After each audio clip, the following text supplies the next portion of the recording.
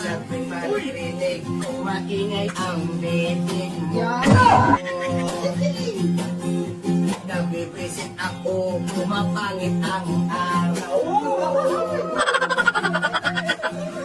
At di ko alam ba't ikaw naging misis ko. Ay maghiwalay na lang tayo. Ang misis ko'y totoyo. Kapag walang pera, walang tigil ang bunga. Nakikita lang maghiwalay para wala sakit sa ulo. Napaparinig ka ba? Ha? Ha?